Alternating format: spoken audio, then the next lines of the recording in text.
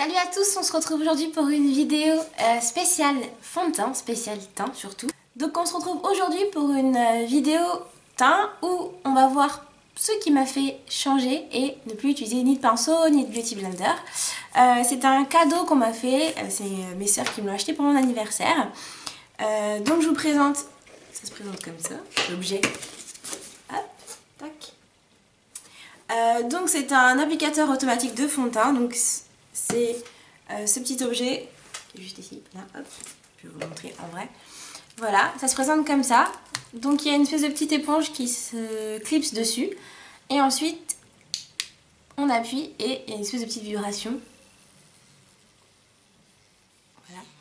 Et on se l'applique donc sur la peau. Pour que vous puissiez vous faire une idée de son efficacité, je vais l'essayer sur une partie du visage. Et sur l'autre partie du visage, je vais reprendre le petit pinceau, on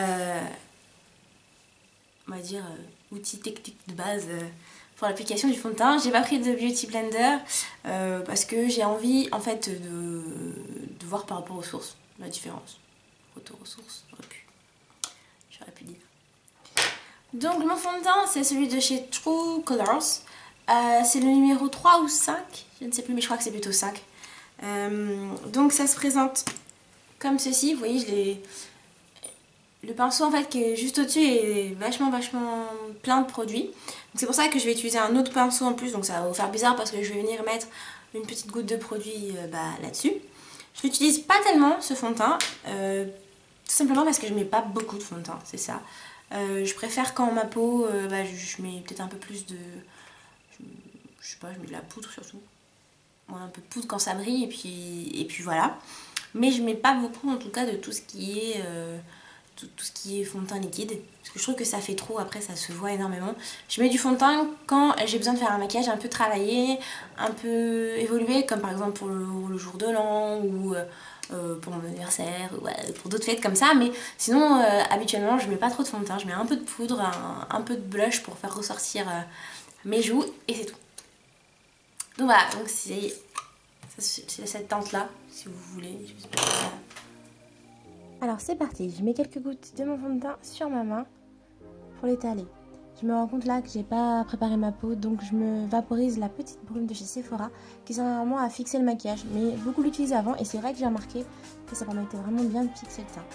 Ensuite j'utilise le petit produit de chez Kiko, ma base de chez Kiko. Je vous mettrai tous les liens des produits en barre d'infos, donc vous en faites pas. Donc j'étale tout à une main parce que de l'autre côté j'ai le fond de teint et qu'il est super liquide et que je vais tout faire couler si je fais ça. Et donc c'est parti pour l'application avec mon pinceau aussi de chez Kiko, c'est le 105. J'étale tout correctement, hop hop hop. C'est marrant, on voit vraiment la démarcation entre l'espace avec fond de teint et l'espace sans fond de teint.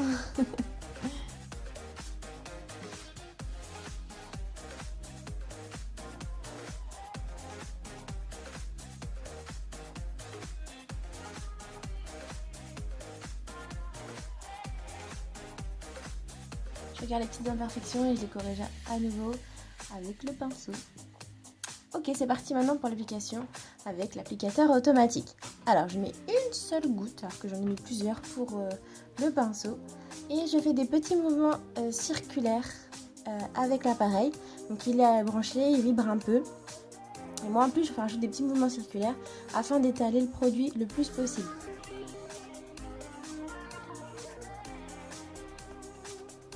Je le passe partout en faisant ces petits mouvements circulaires sur le nez, au niveau des yeux.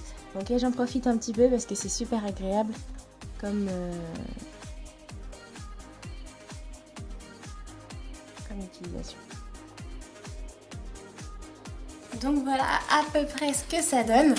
Un côté fait avec l'applicateur électrique et un côté fait avec le pinceau. Donc je sais pas si vous voyez, mais il y a un côté où ça a l'air un peu plus moussé que de l'autre côté. En fait il y a une espèce de barre de limite entre mon visage. De là je la vois la différence. Mais après je vais avoir les petites récalcitrantes qui vont me dire bah c'est bien, mais en fait avec le Beauty Blender, avec un de mes pinceaux, je peux mettre aussi mon anti-cerne. Et là, bah j'ai jamais essayé, donc je vais tester en direct avec vous.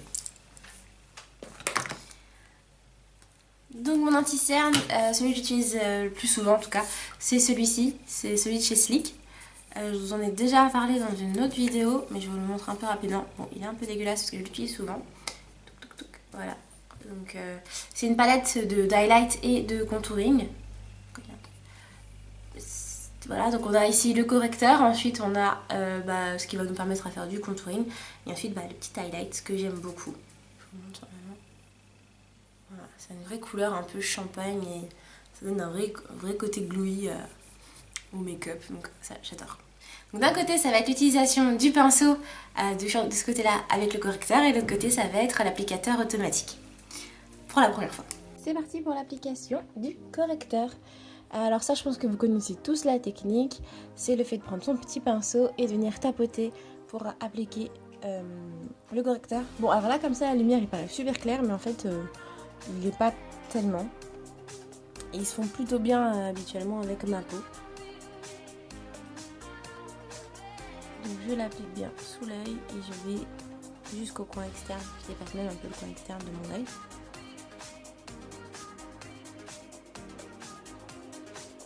Et là, je savais pas trop comment faire pour pouvoir appliquer le correcteur de l'autre côté. Donc j'ai commencé un peu avec le pinceau pour mettre un peu de produit. Et ensuite, je suis venue avec le petit appareil pour estomper, appliquer le correcteur. Là, je regarde, en fait, je vois qu'il n'y a pas assez de produit. Bon, alors, du coup, vu qu'il n'y en a pas assez, je pense que je vais en rajouter. Et cette fois-ci, je vais en rajouter avec le doigt.